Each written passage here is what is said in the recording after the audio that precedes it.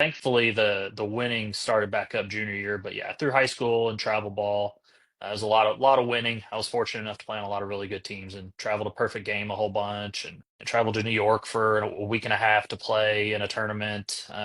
Was really fortunate in where I got to go and how I got to play growing up. Whereabouts in New York did you play? We went. We stayed. Gosh, it was real close to New York City. Only reason I know Okay. that is one of the dads took us and like I mean I don't know. One dad took like five kids and we all went to Times Square.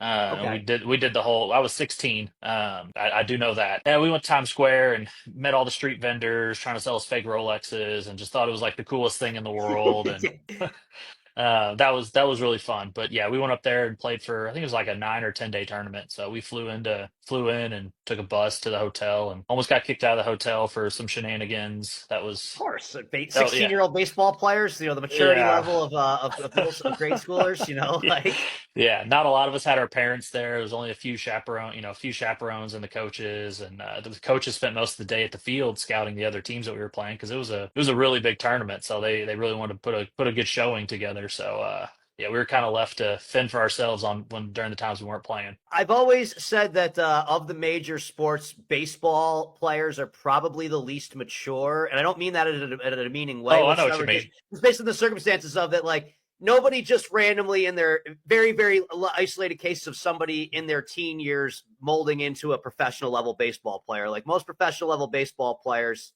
they kind of know that that's coming down the pike, from a very early age. So school maybe doesn't take on the biggest meaning, or the biggest, and the fact that it's one of the sports that you don't have to go to college to get drafted for.